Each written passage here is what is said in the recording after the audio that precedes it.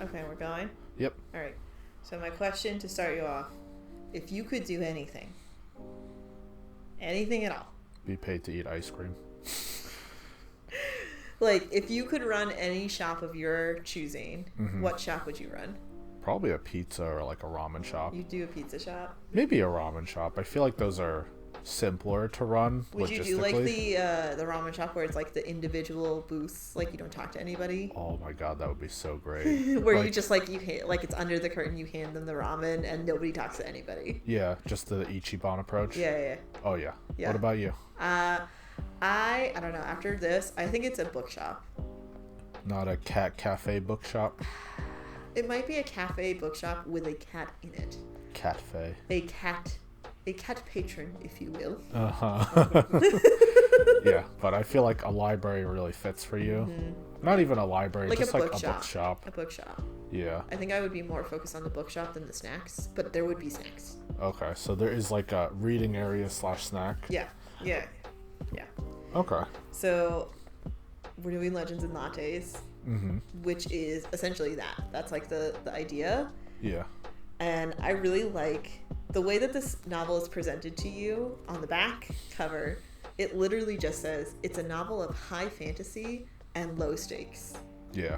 And I like that because I've like had some cozy novels like The Honey Witch where they tried to tell me that the stakes were low, but the stakes were not low. No, you said like somebody was tortured and somebody else like dies. Yeah. Multiple people died. Yeah, I feel like that's not really cozy or comfortable. Yeah, it was not. And like throughout it wasn't, that was like the last 20% of the novel. But like throughout the novel, you were told that somebody was seeking to destroy your existence. Your way of life. Yeah. So like, how is that cozy? Yeah. I like it though. That's a fun way to describe the book. I think you really know exactly what you're getting into with this novel. You know it's high fantasy. You know the stakes are low. You're just here for vibes. Okay. You're here for a good time. So what's this book about? I gotta stop hitting this. It's okay. This book is about an orc whose name is Viv, who's decided that she's going to hang up her sword. She's been an adventurer for a long time and has decided that she wants to open a coffee shop. Okay. She's tasted coffee for the first time. It's a gnomish invention. And she's decided that she's going to place her coffee shop in this bustling city, which I believe is at the edge, like it's on a river or some kind of port sort of thing, so she can get the shipments of coffee. And she basically says that rivals, old and new, stand in the way of success, not to mention the fact that no one has the faintest idea of what coffee really is. It's hard to sell people on something that they don't know what it is. Exactly. So if Viv wants to put the blade behind her and make her plan a reality, she won't be able to go it alone. But the true rewards of an uncharted path are the travelers you meet along the way. It was friendship all along. It was friendship all along. And that's all this book is about. It's all about vibes. And whether drawn together by ancient magic, a flaky pastry, or a freshly brewed cup, they may become partners, family, and something deeper than she ever could have dreamed. Aww. It's really sweet. So it starts off the novel in her last campaign ever. Her last battle of her last campaign. She's with her group. We're all about D&D. Yep. This is our group. And she takes from the group, they're like getting the loot from slaying this monster. Yep. She takes just one thing that's like, it's like a Bazor, which is when you have like a foreign object that's like producing your stomach or something like that. Oh, so it's like if a dragon produces a gem in its tummy or something like that. Yeah, except it's in the middle of their forehead. Okay, that makes sense. So she grabs that and she pieces out. She like Irish goodbyes out of that shit. Okay, easy. And I really like this line that the prologue ends with to start the true novel, because like prologues are not technically part of the novel, I think. It's just a setup, yeah. Yep. And it's an orc's life with strength and violence and a sudden, sharp end. But she'd be damned if she'd let hers finish that way. It was time for something new. Aw. I really like that line. I just think it's like a really poetic way of framing her life. I feel like because a lot of these books that are high fantasy have been very dark. Yep. Have been kind of like borderline psychotic with some of their stuff and their tendencies. I'm not shaming, but it's that's just scary. the way they are. Yep. It's just very different, and sometimes you really need that change up. I mean, like, you can see in anime they did that recently, where they were all about the isekai, like dark, the cozy crazy isekais really came out this past couple of years. Yeah, so like it was all about being the #1 adventurer and like murdering the most goblins or something like that. Yeah. But then like there's all these shows that are really popular, and it's just like, I started a coffee shop, or like I did a cat cafe. Apothecary in a new world. Like, yeah, I'm the highest level adventurer, but I don't really want to do it anymore because I want to clock out and eat chips. Yeah. I just like the way it's described. It really like puts you into. First of all, we understand all the fantasy tropes are part of this novel. Yes. Like all the races that you know from D&D, that's still this novel. They're all still there. They're all still under this kind of idea. There's the same thing. Mm-hmm. Like orcs are battle hardened. They fight. That's what they do. Yeah. So I like that, first of all, we've already set that up and we know from the start as readers that that's what we're going with. And so she's trying to fight against that. Yeah, against her stereotype. Yeah. So she ends up in the big city. She has the money that she has collected and saved up. From adventuring. From adventuring. She saved up. She ends up in the big city. She goes down the main thoroughfare. And then she goes like one street over. She finds an abandoned livery, which I think is like a horse barn. A livery? Yeah. I'm gonna have to look this up, aren't I? Okay. Moving on. It's definitely some kind of horse It's related. just a large building, I'm sure. It had stables at one point. Okay. So it's like if you wanted to rent out a carriage, you would go to the livery, I think. Okay. She finds an abandoned one. She buys it on the spot from its owner, who's like basically drinking away all of his troubles because he doesn't have any money. Yep. She goes in, she buries this gem that she got from her last adventure in the middle of the space. Okay. And then she proceeds to go down to the docks and watch everybody work on the ships. Okay. She's watching for somebody who's very methodical. Oh. So she's watching the people who are working for the way that they work. Oh, so she's gonna hire people to help her, but she's trying to figure out who she wants to hire. Yes. So she ends up finding this guy. I think I don't think he's the ratkin. I think he's like a gnome or something like that. Okay. He's not like beloved by anybody in particular. Okay. And here it is. She's a man of smaller stature. Ears were long, bloody, body wiry, skin leathery and olive with a flat cap. Oh, he's a hob. Oh, okay. So he's like kind of like a gnome. Yeah. Sort of not. He's a hob. He works alone on the ship, but he's very good at his job. Does that mean he's a hobbit? No. What's a hob? A hob is, Dobby? Oh. He's more like that. So kind of like a creature almost? Yeah. He's got like think of Dobby's ears. Yeah. He got ears like that. Okay. I always thought those were like halflings. Halflings are like half human, half elf. Oh. What am I thinking of then? I don't know. Something else, but I was just thinking of like in Baldur's Gate, you have these like really short people. They're not dwarves. They're not quite hobbits. I thought they were called halflings. I don't remember. Oh, well, in normal D&D, halflings are human elf. Yeah, okay. That makes sense. As far as I'm aware. 5e tools to the rescue. Humans despairingly call hobs pucks. Oh, well, great. And we have our racism. So she basically sees him. She sees that he's diligent. He's fastidious in his work. He works alone. He can appreciate his crafts. He's meticulously organized. All of his tools are like in really good condition, even though everything else is kind of shitty. Okay. And she says there's a deliberate economy to his every motion, as he used a drying knife and a plane and other things she didn't recognize to shape a new gunwale. So she approaches him and she basically says, "Hey, I have a new shop. If I pay you, I think it's 3 times his daily rate for the ships. Will you come and build it for me?" She's got to gut the whole thing, rebuild the roof, make it into a cafe. Okay. And so he agrees. Yeah, for because you would be crazy not to. Yep. And she's like, basically, tell me anything that you need, I will buy it. Yeah. So she spends all of her money to get him in there, and they start fixing up the place. They build a new roof. He builds her a loft where she sleeps on the floor. Okay. She sleeps on the floor in the loft, and she's like, I've been an adventurer for a long time. I don't need to sleep on a bed. Not yet, at least. And he's like, his name is Cal. He goes, his name is Calamity, but he goes by Cal. Wow, and, that's a name. Yep. D&D, man. I guess, but still, like, for your parents to name you Calamity, kind of mean. Anyway, he goes by Cal. Yep. And he's like, I can build you a bed. And she's like, no, it's okay. I can just sleep on the ground. And she's like, focus on the work at hand, okay? Yeah, we got so much money. So then he builds her, like, the inside of the cafe. He builds, like, several booths for her, a big, long table. So, like, there's a co-working table, essentially, several, like, booths, and then the bar top, the cafe bar. And she pulls out, she gets delivered from the gnomes an espresso machine and her delivery of coffee. Yeah. So she basically sets up, everything gets done, and at one point, the first day, she hears somebody scrounging around outside.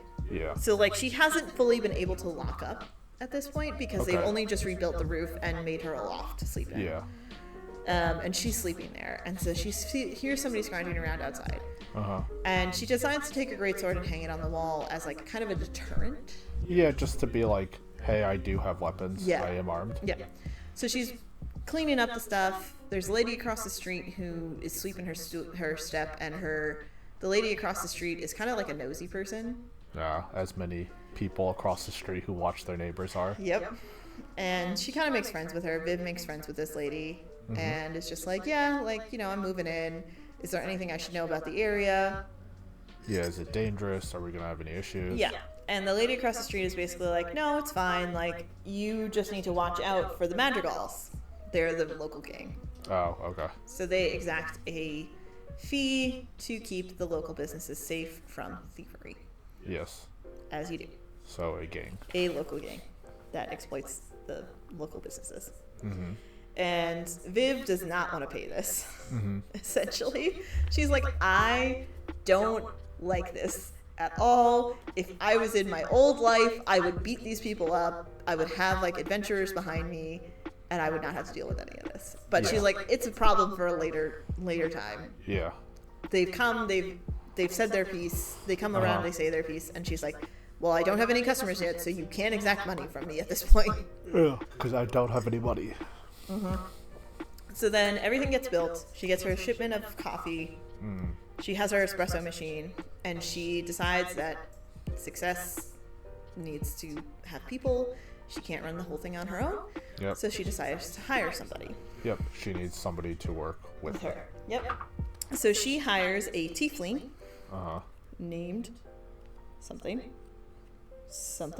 So she's only going to hire one person, though? Yeah, she just hires one to work with her.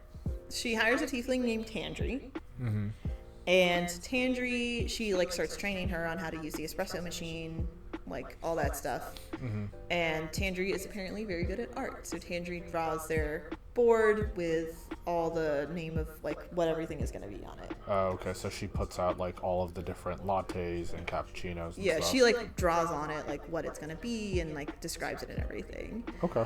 But day one, they open, and a couple of people wander in, and they're like, What is coffee? What is coffee? Yeah, they don't know what it is. Yeah. And so she's like, oh, like, we serve coffee as an espresso shot or a latte. Yeah. And that's really all they got. Okay. And they're like, I don't know what that is. I'm not going to pay. Like, how much is it? And she's like, I never thought about how much I should charge. Oh, God. So she starts to, like, I'm going to charge, like, 4 pieces for it. I don't know. 4 pieces of gold? 4 pieces of copper, I think. Oh. Because it's copper, silver, gold. Yeah, but I feel like that's really low. It's pretty low. It's pretty cheap. Okay. 4 pieces, I think, for an espresso and 6 for a latte. Okay. And so she starts with that, and nobody really comes in, like, the first week. Yeah. Because nobody knows what it is. She's like, why aren't I getting any customers? So Tandri comes up with an idea. And Tandri says, we just need to advertise. So she says, here's my plan. We need 2 of those, you know, the A-frame, like, boards that you put out in front of, like, a business. Yeah. So she needs 2 of those. And then she says, for the first week, everybody's first drink is free. We're going to give out free samples of everything. Okay. And we're going to let people know what everything is. Yeah. And so she makes, like, the menu. Viv gets her a chalkboard to draw everything on. Makes sense. And then she gets her, like, the 2 things, and she draws, like, the sign that's like, hey, come this way for free samples. Yeah. And so they gather a couple of people. They gather, like, 6 people who come in for the free samples the first day. Yeah, that's good. And she was like, that's pretty good. Yeah. And it's free samples today only. And they get, like, a couple, like, 6 people in the morning. That's it. That's it. But then for the next week, they continue kind of the free samples. Yeah. And they get, like, the same guy keeps coming back. So he doesn't get a free sample every day. He's already exhausted it. But he comes back every morning before he goes to work. And he sits with the coffee and he just relaxes. Yeah. For a little bit. That's nice. And that's it. So they start to realize, they start to gather, like, a pretty good morning rush. Because they've been successful. But now they have the problem of, what do I do with the afternoon and evenings? Because people don't drink coffee. Yeah. In the afternoon and evenings. They have, like, a couple people who come in after lunch. There's, like, this one kid who comes in who is, like, a student of the local university. So he needs the caffeine. But he doesn't drink coffee. What does he drink? He doesn't drink anything. He just sits there? He just sits there. Interesting. They find it very annoying. Yeah, I mean, that's like any business owner would. Because he's taking up space. And I guess in this time, it's not really that important. Because they don't have anybody. Yep. So then they're like, okay, what do we do? Yeah. Because we need something to, like, bring people in. Yeah. Do they turn it into a tavern? No, they don't. What they do is, Tandri has an idea. She's like, it would be so nice if in the afternoon, or somebody who comes in has an idea, and they're like, man, I wish, like, there was a snack. Because if there was a snack with my afternoon coffee, I could, like, enjoy it a little bit more. Yeah, or I can come in just for a pastry. Yeah, exactly. I think it's actually the kid who doesn't drink anything, who was like, like, I would, if you had food, maybe I'd buy that. Yeah. So they hire a ratkin. Okay. Those are rat people. He doesn't speak, but he's a great baker. Okay. And he invents cinnamon buns. Oh. Yeah. And he makes amazing cinnamon buns. Like, they're in high demand. As soon as he finishes one batch, another batch is in the oven. They're in high demand. Oh, that's rough. They're so good, though. Yeah. So she hires him, and they start to make cinnamon buns. His name is Thimble. Aw. And he just agrees to make them for free coffee. Wow. Because he likes coffee that much? He really likes coffee. Wow. He probably... Wait, so does he make it there, or does he bring it over? He makes it there. Okay. He makes... The first day when they're, like, talking about it, he makes them a cinnamon bun and brings it to them. Yeah. And they're like, well, what do you want for us to, like, stock this? Like, for us to do this for you, what would you need? Oh, so technically he's getting the profit from selling it. They're just hosting it for him? No. Okay, so he overhears them talking about how they need food. Yeah. And the next day he comes in, he has a sample of a cinnamon bun. Okay. He has them try it. Yep. And they're like, this is amazing. Yeah. This is awesome. We need to stock this. Yeah. So she says, how would you like to bake these here every day to Thimble? He wanted to say something but he couldn't find the words. And she goes, 4 silver a week. The Tandri is like, yes, we need to do this. Yeah. Thimble nods an affirmative, and then he stretches out his nose and for the first time uttered more than one word in his silky whisper, free coffee. He asks for free coffee. So he gets 4 silver a week in free coffee. Okay, so that's what I was asking for. I was like, oh, so is he a paid employee, or do they just host his pastries? They pay him. You know how some places will sell like fresh baked bread, but they get it brought to them. They don't make it there, kind of thing. Yeah. So then he's hired on, and she basically has him tell her everything he needs. She buys him the stove, she buys him all the flour and everything, and all the ingredients, that he needs, and he starts making them, and they are the shit. Everybody loves them. Everybody. Oh, they're bits. They're not coppers, they're bits. 7 bits. So they sell them for 4 bits. So a coffee is a half a bit, a latte is 1 bit, and the cinnamon roll is 4 bits. So they don't use the copper, silver, gold system? No, I guess not. I don't know. They probably didn't want you to equate it to anything. Yeah. There is gold. She does have gold bars, though. Yeah, but that's like a standard. It's not like the currency. Yeah. You know what I mean? Yeah. Okay. Anyway. So then everybody loves the cinnamon rolls. They're going crazy for them. The shop is exploding. So they have pretty steady business throughout the day. Yeah. Like they have the morning rush, they have like a surge in the afternoon, and then it's like pretty chill. Yeah. And they're like, we're starting to do pretty good business. Like it's going well. Yeah. There's like a gnome who shows up every so often, and he sets up a chessboard and he plays chess by himself. Okay. Against himself. Aw. They have a dire cat. Oh. Is that like a normal cat? It's like, I think it's more like, Is it like a bigger house cat? I'm trying to remember what the creature is in D&D. That's like a big black, it's like a big black panther, and it's got like 2 tails. Oh. Okay. I think it's more like that. Yeah. But they can't use that term because it's technically it's licensed, I think. Yeah. But they say it's just a big cat. Okay, so they have like almost like a panther. Yeah, they have a panther that lives it's like a feral cat that lives around. Aw. And it kind of like takes care of the area. Okay. And every time the wizard gnome comes in, the dire cat like sits underneath his table. Aww. With him. So it's really friends? Cute. Yeah, they're friends. Aw. And so then later they're like trying to think. They're like, oh man, these cinnamon rolls, they're great. They're amazing. But like Thimble cannot turn them out fast enough. Oh no. Because they require they're cinnamon rolls. They're used to dough. They have to be risen. They have to like sit. Yeah. So he cannot turn them out fast enough. And they're like, we can't keep pushing Thimble like this every single day. It's too much work. He's gonna die. Yeah. So what do? Do they have to hire another person? No, they ask Thimble to think of some other things to make that will make it when they run out of cinnamon rolls, because they can't make that many per day. Yeah. That they can sell something else. Yeah. So he asks them for several more ingredients. She goes to get them, and then they make biscotti. Oh. He makes biscotti. And it's because it's a coffee shop. Yeah. And they call them thimblets because there's no biscotti in this world. Yes. But that makes sense. Mm-hmm. So he makes biscotti, and that's also a hit.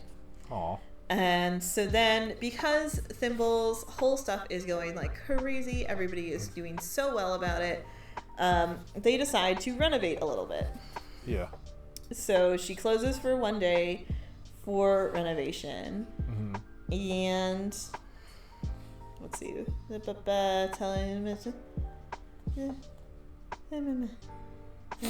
I'm trying to read. You don't have to. So I can't remember what the renovation is for. They probably just want to make it look nicer. No, I think that they're expanding some stuff. Okay. That's fine, though. Oh, that's what it was. So they're in a fantasy world. Uh-huh. In a coffee shop. Yep. With a bakery. Okay. They have no air distribution. No air distribution? Yeah. They have one door. And no windows? And one window that doesn't open. Oh. It's very hot. Yeah. It's very warm. So they install a fan. That's it? That's what they do. I told low stakes. Yeah, but like you could still low stakes, I don't know, more than one window, or find a way to open the window. They just decided to install a fan. Okay. To help with the heat. To help push the heat around. And then stuff goes going. Yep, everything's good. And then the old crew comes to visit and they yell at her for a little bit. Because she Irish goodbye'd out of there. And they were like, yeah, like, we actually cared about you, so, like, why would you do that? And she's like, why? We And only adventured together. and she's for the like, whole why time. would you like it? And then she's like, yeah, well, I just couldn't say goodbye to you. I just didn't want to. I felt bad about it. I mean, that's usually why you Irish goodbye. Yeah. So then they come, they yell at her. And they then, come, they yell at her, and then coffee? they're like, we're happy for you. Did they like it? Yeah, they like it. Did they try it for the first time, or they already knew what coffee was? They tried it with her, and they like it. So she's like, things are going well, but the madrigals are around. They're the high stakes. They're the stakes. So they're like, do you want us to help with that? Like, we can beat them up for you. And she's like, I don't know. Like, if I beat them up, then I'm going to have problems later. Yeah, because they're just going to come back. Yep.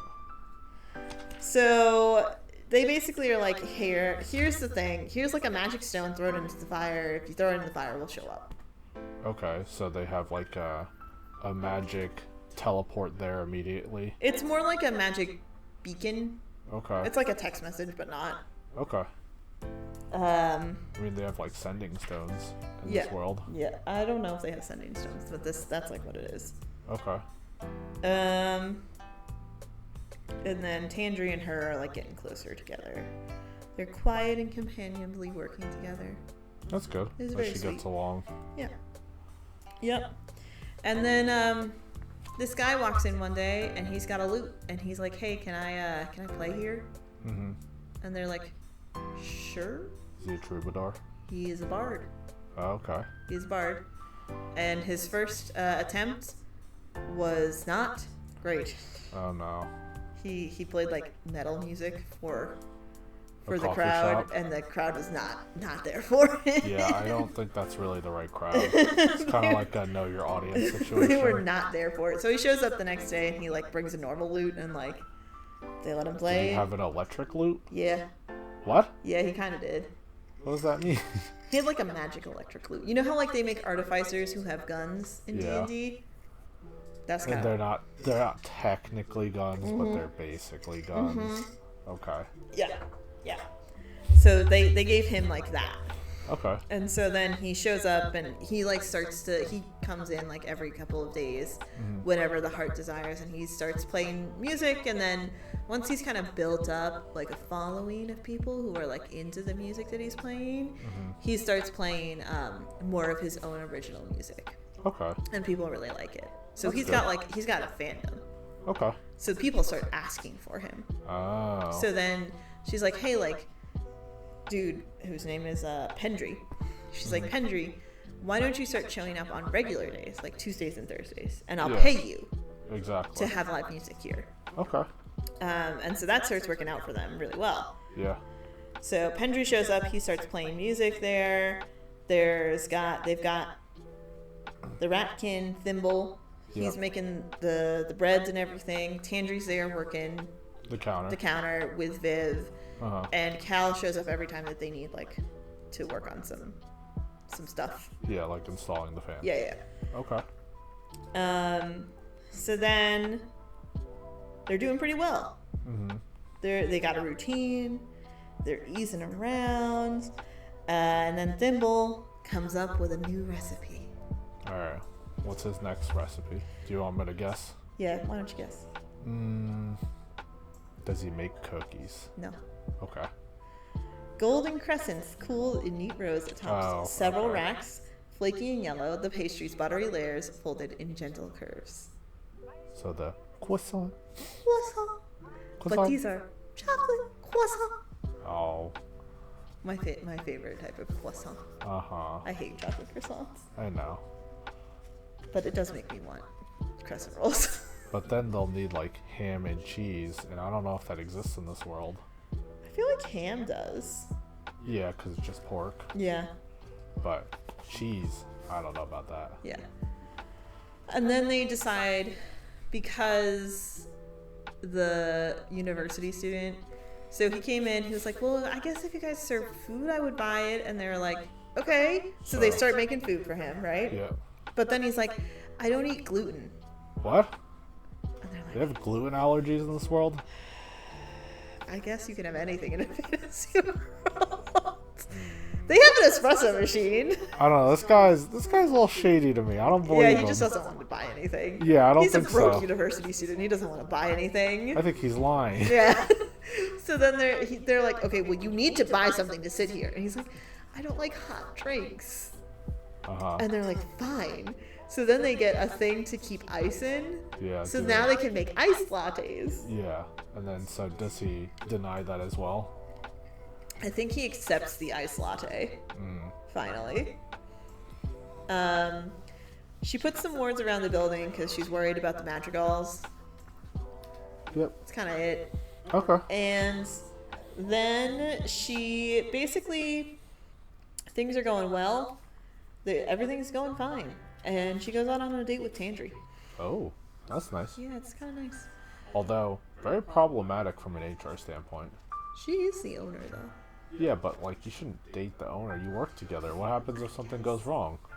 I guess. It's a little weird. I guess the low stakes, though, mean that nothing bad's going to really come out of it. Yeah, nothing bad happens. Okay. So then they basically decide, they're like, Tandri comes up with a new idea. Tandri's the idea girl. Viv is kind of like, you're there. Well, she's the producer. She's the producer. She wants everything to be successful, but Tandri's the idea. Yeah. Okay.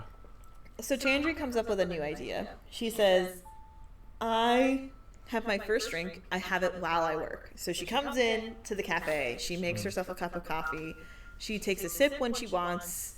She makes her coffee cup stretch through the morning, and she really enjoys that. Yeah. That's like, she likes to have it nice and slow. And Viv says, yes, I like to do that too. And Tandri goes, our customers, they can't do that. Yeah, because they have to, keep it warm. yeah, they have to get their cup of coffee and then leave. Yeah. And like, there's no paper cups in this world. Yeah. Well, so Tandri goes, I think that we sell a mug, we put their name on the mug, and then they can come back, kind of like growlers. You can come back and have it refilled every morning for like the regular price, and then take it with you. Yeah, so that way you don't have to drink out of the mug there and drink it there. Yep. They can take it and leave. Yep. And then every day you come back, or like you bring it back at the end of the day with your name on it. They wash it for you. Next morning, it's got your coffee in it. That sounds nice. Yeah. So that they start to implement that. Yeah. And then, so now they're pretty successful at this point. And Thimble wants to expand. Oh. He cannot keep up with the demand for his cinnamon rolls. Okay. These cinnamon rolls are like God. This is their biggest issue, is that they keep selling out of cinnamon rolls. Yes. Okay. Their cinnamon rolls are amazing. Everybody wants the cinnamon rolls. So he points to an advertisement for a stove. It's like twice as big as theirs currently, extra large ovens, a back panel with temperature, like fanciest stove known to fantasy world. Yeah. Did I just move out of frame? No, you're fine. Okay. And so she says, she's like, are you sure that you want this one? And he's like, yes, I am. And then he's like, oh, well, that one's kind of expensive. So he points to a less expensive model. And she's like, no. You're making enough money that you're the genius. You're the genius here. If you want that, we'll order it. Yeah. So she orders it for him. And then she makes a deal with the madrigals. Okay, so what's her deal? So she gets abducted essentially in the night. Or during the day. I don't remember. She gets abducted. She gets brought to the madrigals' leader. Turns out that one of her old adventuring buddies knows the madrigals, used to work for them. Yeah. And he ends up with the leader.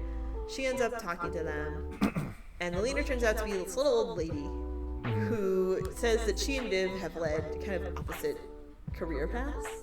Interesting. Where she kind of had the cozy life for most of her life, and then her kids died, or her kids moved out, and her husband died, and now she's career mogul, adventurer, Okay. big boss lady. Interesting. Anyway. And Viv has been the adventurer her whole life, and now she's cozy life girl. Exactly. So they've swapped. And the leader of the Madrigals basically tells her, I really like your pastries. Uh-huh. So I will waive our fees Uh-huh. for a week. For every week, you have to deliver us. Like, you have to provide us with beef pastries. Yeah. So she gets, like, free cinnamon rolls. She's like, I love these cinnamon rolls. They're the shit.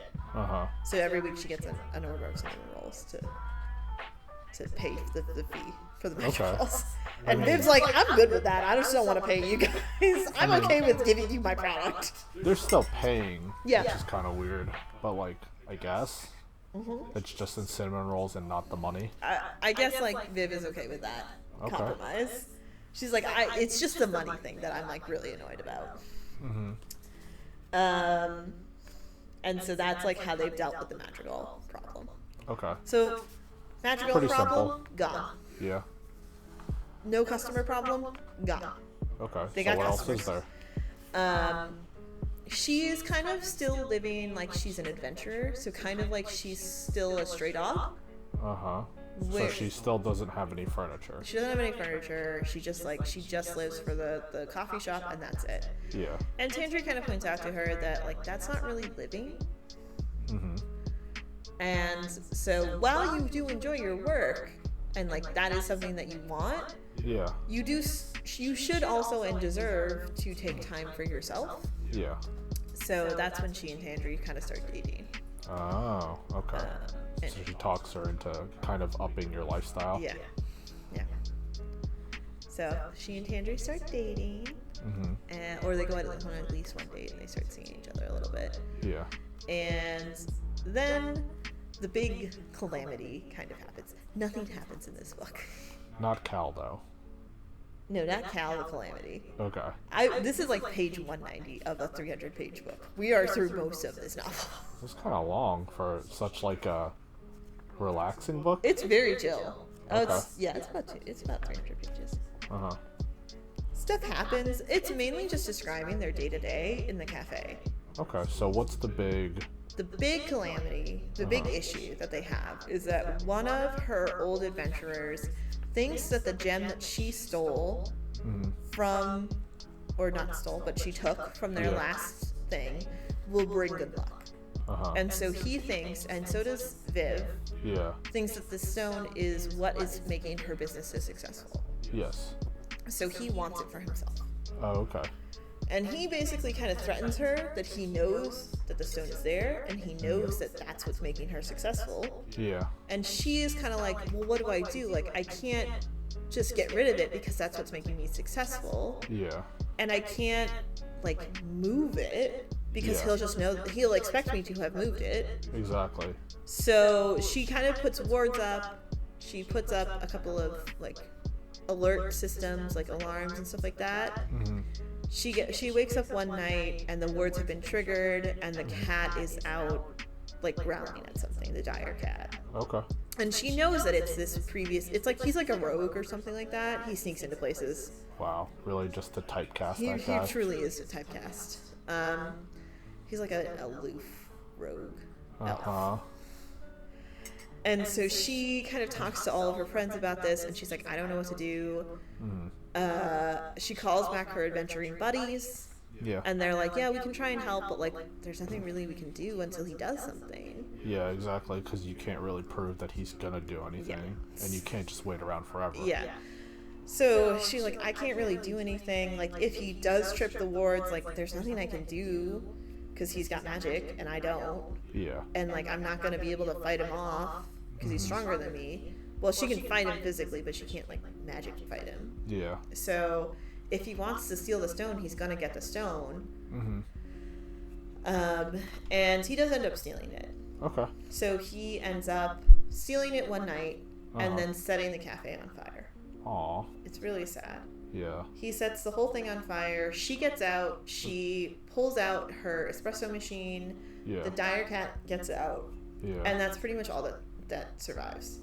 That's really sad, though. So, like, you're 2/3 through this book, and basically the whole thing that she built up burns down? Yep. Okay. It all burns. And she ends up staying with Tandry for several months. Mm-hmm.